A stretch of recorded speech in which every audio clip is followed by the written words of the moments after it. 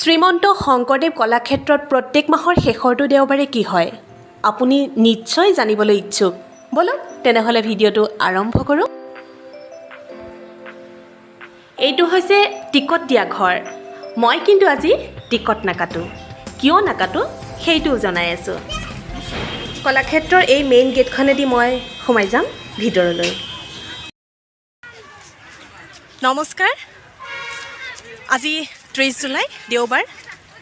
মই মোৰ অকণমানিটোক আজি লৈ আহিছোঁ শ্ৰীমন্ত শংকৰদেৱ কলাক্ষেত্ৰলৈ। কিবা এটা কাৰণত আনিছোঁ।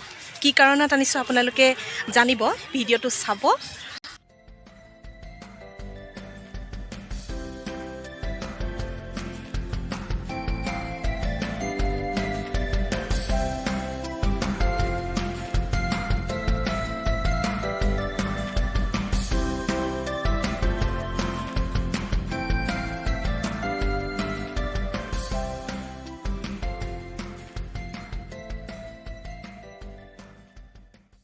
এয়া হৈছে বাগ্মীবৰ নীলমণি ফুকনৰ প্ৰেক্ষাগৃহ।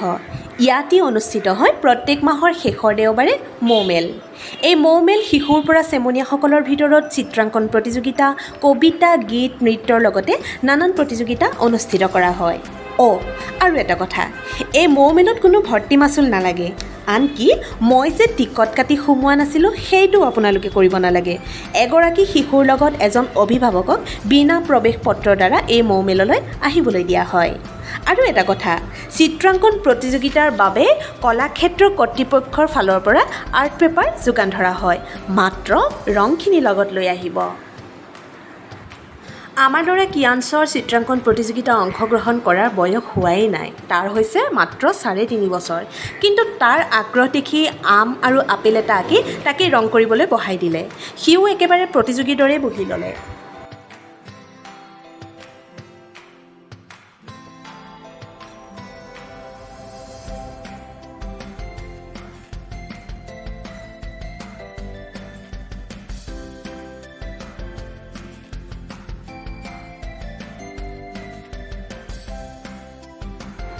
মৌমেলত তাৰ আজি প্ৰথম দিন। সি আজি প্ৰথম মৌমেললৈ আহিছে। কিন্তু চাওকচোন, কোনো ভয় সংকোচ নোহোৱাকৈ তাৰ ছবিখন হোৱা দেখি উঠি গৈছে সেই ছবিখন দেখুৱাবলৈ।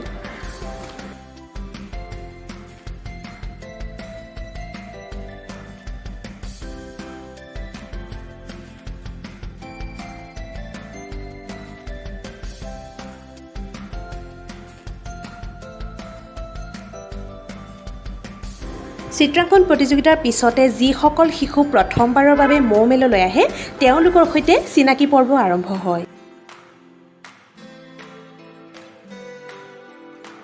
এইবাৰ আমাৰ ল'ৰাৰ পাল।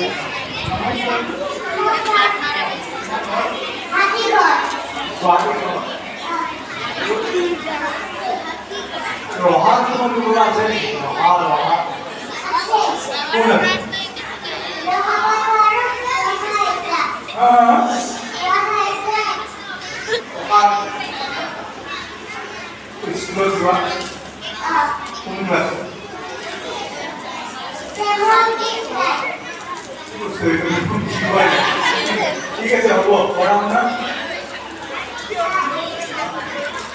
ঠিক আছে।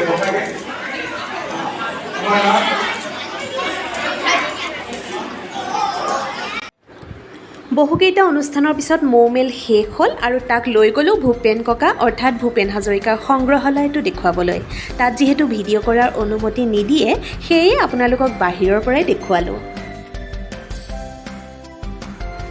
আপোনালোকে অকণমান সময় উলিয়াই কণমানিটোক মৌমেললৈ আনিবচোন, খুব ভাল পাব। আশা কৰোঁ আজি ভিডিঅ'টো চাই ভাল পালে।